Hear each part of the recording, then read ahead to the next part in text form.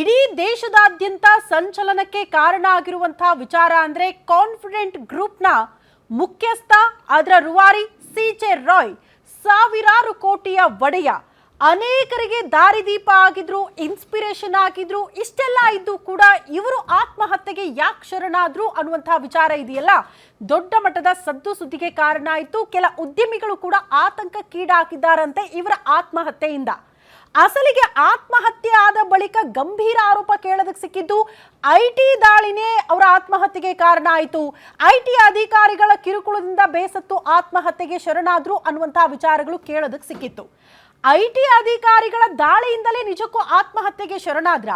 ಇಷ್ಟು ದಿನಗಳ ಕಾಲ ರಾಜಕೀಯ ಪಕ್ಷಗಳಲ್ಲಿ ಒಂದು ಗಂಭೀರ ಆರೋಪ ಕೇಳೋದಕ್ಕೆ ಸಿಗ್ತಾ ಇತ್ತು. ಇಡಿ, ಐಟಿ ಇದೆಲ್ಲವೂ ಕೂಡ ಕೇಂದ್ರ ಸರ್ಕಾರದ ಅಧೀನದಲ್ಲಿ ಬರೋದ್ರಿಂದ ಕೇಂದ್ರ ಸರ್ಕಾರ ಆಡಿದಂಗೆ ಈ ಇಲಾಖೆಗಳು ಅಥವಾ ಈ ತನಿಖಾ ಸಂಸ್ಥೆಗಳು ಆಡುತ್ತೆ.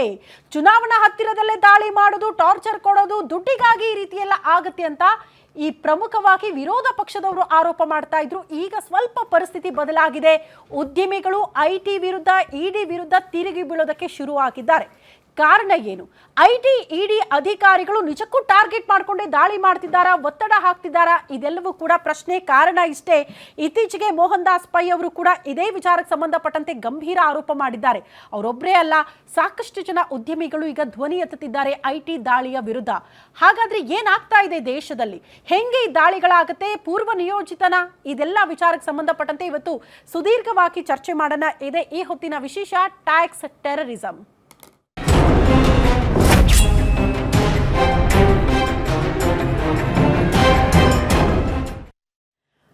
ವಿಪರ್ಯಾಸ ನೋಡಿ, ಅನಿಲ್ ಅಂಬಾನಿ, ಅದಾನಿ ಅವರ ಮೇಲೆ ಐಟಿ ದಾಳಿ ಆಗಿದೆ ಅಂತ ಇಲ್ಲಿ ತನಕ ನಾವು ಕೇಳಲೇ ಇಲ್ಲ.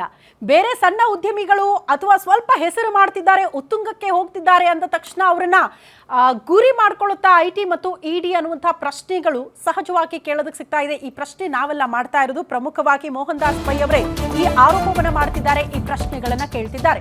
ಹಲವು ಉದ್ಯಮಿಗಳ ಮೇಲೆ ಐಟಿ ದಾಳಿ ಬಗ್ಗೆ ಅಪಸ್ವರಗಳು ಕೇಳೋದಕ್ಕೆ ಸಿಗ್ತಾ ಇದೆ. ಕಾರಣ ಏನು? ಅಧಿಕಾರಿಗಳಿಂದ ನಡೀತಾ ಇದೆಯಾ ಟ್ಯಾಕ್ಸ್ ಟೆರರಿಸಂ? ಈ ಪ್ರಶ್ನೆ ಇದೆ. ಆಗ ಸಿದ್ಧಾರ್ಥ್, ಈಗ ಸಿಜೆ ರಾಯ್. ಇದು ತೆರಿಗೆ ಭಯೋತ್ಪಾದಕತನನ? ಕಾಫಿ ಡೇ ಸಿದ್ಧಾರ್ಥ್ ಸಾವು ಉಲ್ಲೇಖಿಸಿದ್ಯಾಕೆ ಅನ್ನೋದು ಪ್ರಶ್ನೆ ಆಗ್ತಾ ಇದೆ. ಮೋಹನ್ ದಾಸ್ ಪೈ ಆರೋಪ ನಿಜಕ್ಕೂ ಸತ್ಯಾನ? ಸತ್ಯಕ್ಕೆ ದೂರವಾಗಿರುವಂತಹ ಮಾತಾ? ತೆರಿಗೆ ಅಧಿಕಾರಿಗಳಿಂದ ಹಲವರು ಭಯಭೀತರಾಗ್ತಿದ್ದಾರೆ. ಕಾರಣ ಏನು ಅನ್ನೋದು ಕೂಡ ಪ್ರಶ್ನೆ ಆಗ್ತಾ ಇದೆ.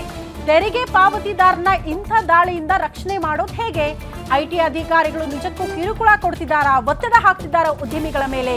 ಐಟಿ ಅಧಿಕಾರಿಗಳು ಸರ್ಕಾರಗಳ ಕೈಗೊಂಬೆ ಆಗಿ ಕೆಲಸ ಮಾಡ್ತಾ ಇದೆಯಾ?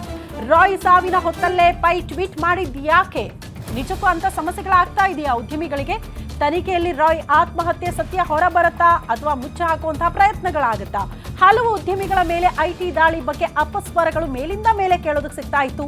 ಈಗ ಮತ್ತೆ ಅಂಥದ್ದೇ ಒಂದು ಗಂಭೀರ ಆರೋಪವನ್ನ ಪ್ರಮುಖವಾಗಿ ಮೋಹನ್ ದಾಸ್ ಪೈ ಅವರೇ ಟ್ವೀಟ್ ನಲ್ಲಿ ಉಲ್ಲೇಖ ಮಾಡಿದ್ದಾರೆ. ಹಂಗಾಗಿ ಮತ್ತೆ ಉದ್ಯಮಿಗಳ ವಿಚಾರಕ್ಕೆ ಸಂಬಂಧಪಟ್ಟಂತೆ ಈ ಚರ್ಚೆಗಳಾಗ್ತಾ ಇದೆ.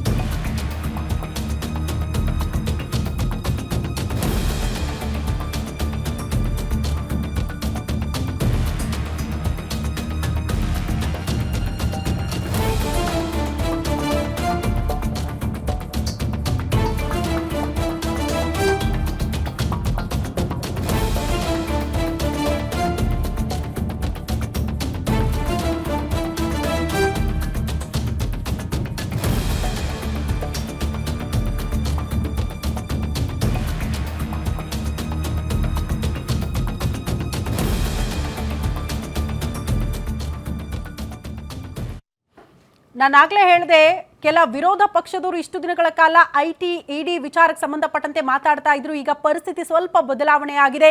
ಉದ್ಯಮಿದಾರರೇ ಮಾತನಾಡೋದಕ್ಕೆ ಶುರು ಮಾಡಿದ್ದಾರೆ.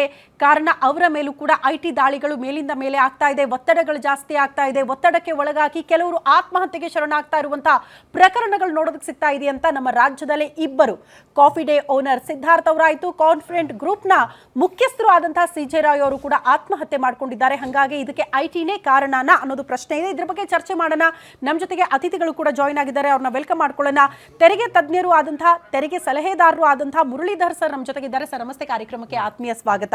ಅದೇ ರೀತಿ JDS ವಕ್ತಾರರು ಆದಂತಹ ನರಸಿಂಹಮೂರ್ತಿ ಅವರು ಇದ್ದಾರೆ. ಸರ್ ನಮಸ್ತೆ, ಕಾರ್ಯಕ್ರಮಕ್ಕೆ ಆತ್ಮೀಯ ಸ್ವಾಗತ. ಇನ್ನ ಬಿಜೆಪಿ ವಕ್ತಾರರು ಆದಂತಹ ದಿಲೀಪ್ ಕುಣಿಗಲ್ ಅವರು ಇದ್ದಾರೆ. ಸರ್ ನಮಸ್ತೆ, ಕಾರ್ಯಕ್ರಮಕ್ಕೆ ಆತ್ಮೀಯ ಸ್ವಾಗತ. ಈಗ ತಾನೇ ಕಾಂಗ್ರೆಸ್ ವಕ್ತಾರರು ಕೂಡ ಸ್ಟುಡಿಯೋಗೆ ಎಂಟ್ರಿ ಆದ್ರು, ನಟರಾಜ್ ಗೌಡ್ರು. ಸರ್ ನಮಸ್ತೆ, ಕಾರ್ಯಕ್ರಮಕ್ಕೆ ಆತ್ಮೀಯ ಸ್ವಾಗತ. ಮಾತನಾಡಿಸ್ತೀನಿ. ಮೊದಲು ತೆರಿಗೆ ತಜ್ಞರ ಹತ್ರ ಹೋಗ್ಬಿಡ್ತೀನಿ. ಕಾರಣ ಈ IT ದಾಳಿ ಹೆಂಗಾಗುತ್ತೆ, ಎಷ್ಟು ದಿನಗಳ ಕಾಲ ಪ್ರಿಪ್ರೇಷನ್ ಇರುತ್ತೆ, ಯಾವ ಕಾರಣಕ್ಕೆ ದಾಳಿಗಳು ಆಗುತ್ತೆ ಅನ್ನೋದ್ರ ಬಗ್ಗೆ ಒಂದು ಕ್ಲಿಯರ್ ಪಿಕ್ಚರ್ ಸಿಗಬೇಕು ಅಂತ ಜನಸಾಮಾನ್ಯರಿಗೆ.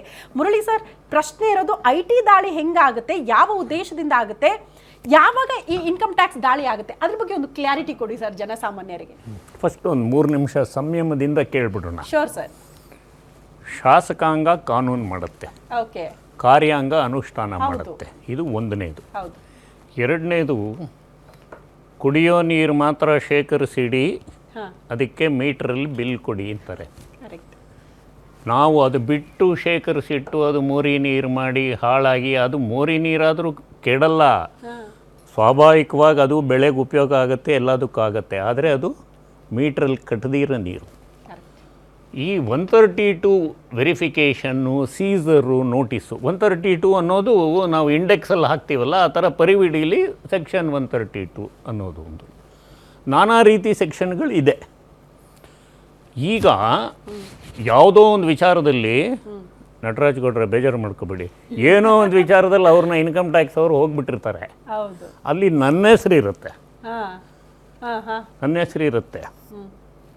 ನಾವು ಸುಮಾರು 25 ವರ್ಷದ ಮುಂಚೆ ಒಂದು ಕೇಸ್ ನೋಡಿದ್ವಿ. 667315 ಏನೋ ಒಂದು ನಂಬರ್ ಇತ್ತು, ಅದ್ರ ಪಕ್ಕದಲ್ಲಿ ರುಪೀಸ್ ಅಂತ ಹಾಕ್ಕೊಂಡ್ಬಿಟ್ಟಿದ್ರು ಅವರು, ಅದು ಫೋನ್ ನಂಬರು.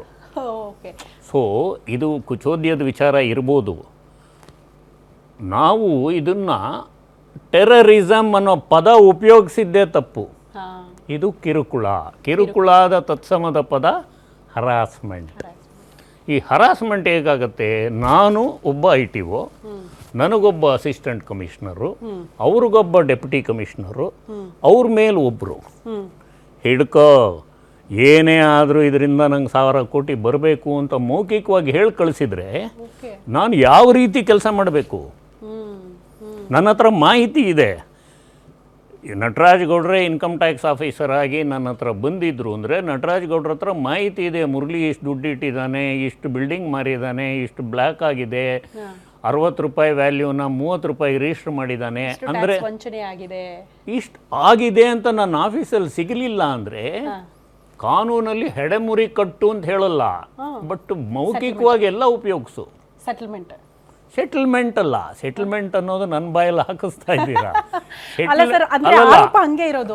ನೋಡಿ, ಅದು ಅವ್ಯಕ್ತವಾದ ನಡವಳಿಕೆಗಳು ನಡೀತಾ ಇರುತ್ತೆ, ಗೊತ್ತಾಯ್ತಾ? ಅದು ನಡೆದು ಹೋಗಿ ಫ್ರೀಯಾಗಿ ನಡೆದು ಬಂದವರು ಟಿವಿಲಿ ಬರಲ್ಲ. ಇದ್ದಕ್ಕಿದ್ದಂಗೆ ಕಾಫಿ ಡೇ ಅವ್ರು ಬಂದರು, first time income tax related ಮಾತು ಬರ್ತಾ ಇರೋದು. ಇದಕ್ಕೆ ಮುಂಚೆ ಬಂದಿದ್ದೆಲ್ಲ ಬೇರೆ ಮಾತುಗಳು.